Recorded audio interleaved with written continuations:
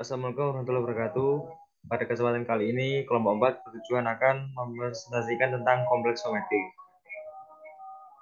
Anggota dari kelompok 4 yaitu yang pertama, Dia Ayu Putri Ruri, Muhammad Fajar Pratama, Rosa Livia Romadona, Tamara Aisyah Rohma, dan Putri Regina Prayoga.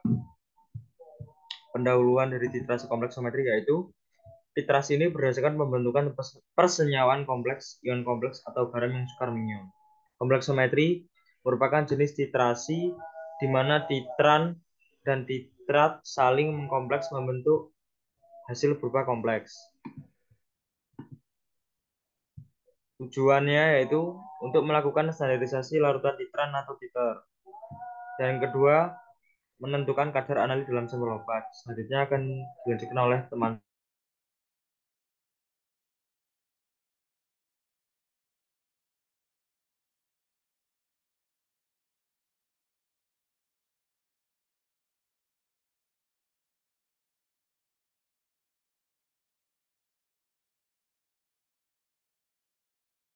Selanjutnya prosedur kerja.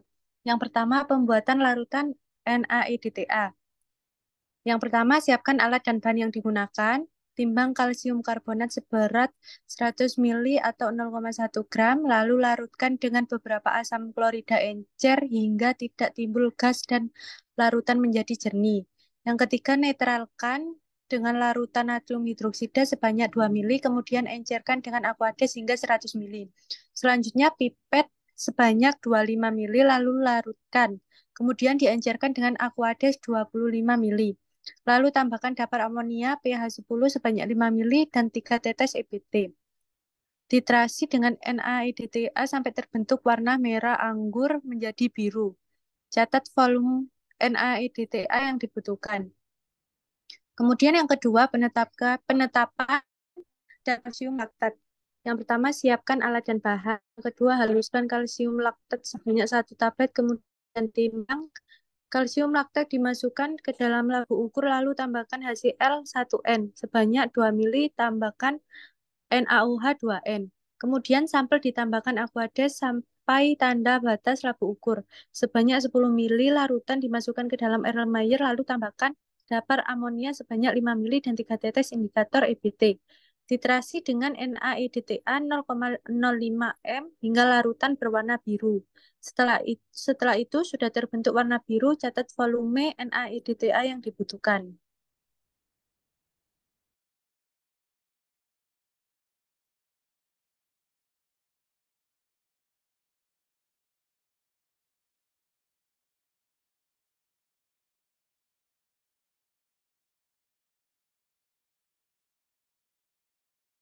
Yang selanjutnya, hasil dan pembahasan.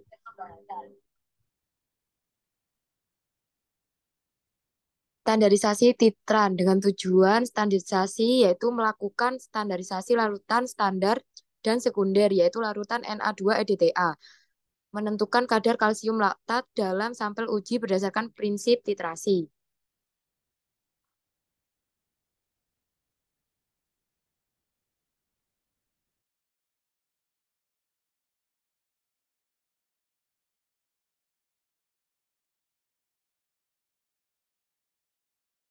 Yang selanjutnya yaitu perhitungan. Standarisasi EDTA. Ca2 plus sama dengan EDTA. N1 dikali V1 sama dengan N2 dikali V2. N1-nya dimasukkan yaitu 0,005 dikali 15 mili. Kemudian N2-nya ditanyakan, F2-nya 12,03. Kemudian didapatkan hasil 0,005. Yang selanjutnya yaitu perhitungan konsentrasi analit dalam sampel. Sampelnya yang digunakan yaitu EDTA. Sampel sama dengan EDTA. N1 dikali F1 sama dengan N2 dikali F2. N1-nya ditanyakan F2-nya 15 mili, N2-nya yaitu 0,012 dikali F2-nya 24,83. N1-nya ditemukan 0,19. Yang selanjutnya yaitu berat analit dalam sampel atau kalsium laktat. M sama dengan 2 dibagi MR dikali 1000 per volume. M-nya dimasukkan 0,019, kemudian 2 dibagi MR-nya 308,30 dikali 10. Didapatkan 0,5585 gram. Dan selanjutnya yaitu kadar analit dalam sampel. Presentasi CA laktat sama dengan massa laktat dibagi berat sampel dikali 100%. Massa laktatnya yaitu 0,585 dibagi berat sampelnya 0,6 dikali 100%.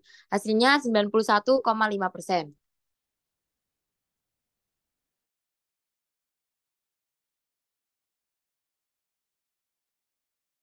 Selanjutnya, prinsip kerja dari titrasi kompleksometri, yaitu prinsip titrasi kompleksometri meliputi garam EDTA bereaksi dengan ion Ca2 dan ion Mg2 dan membentuk senyawa kompleks ketat yang larut. Pada pH 10, ion Ca2 dan ion Mg2 akan bereaksi dengan indikator EBT sehingga membentuk larutan merah keunguan. Pada saat penambahan Na2-EDTA sebagai titran, maka ion Ca2 dan ion Mg2 akan membentuk senyawa kompleks sehingga molekul pada indikator terlepas kembali dan titik akhir titrasi larutan berubah warna dari merah keunguan menjadi biru. Selanjutnya akan dijelaskan oleh rekan saya.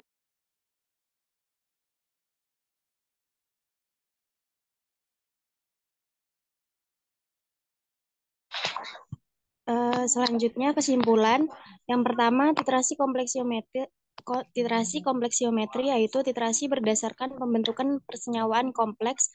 Pada titrasi kompleksiometri dibutuhkan penambahan indikator yaitu EBT. Yang kedua, tujuan penambahan indikator untuk mengetahui kapan suatu sampel atau titrat telah habis bereaksi, sehingga ketika telah melampaui titik ekuivalen akan terjadi perubahan warna yang spesifik.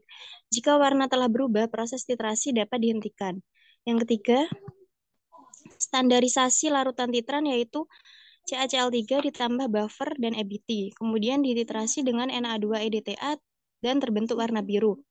Yang terakhir, penentuan kadar analit dalam sampel yaitu CaCl3 ditambah HCl dan NaOH, ditambah dapar amoniak dan EBT, kemudian dititrasi dengan Na2-EDTA dan terbentuk warna biru. Oke, baik, terima kasih. Itu saja yang dapat kelompok 4 sampaikan. Kurang lebihnya mohon maaf. Assalamualaikum.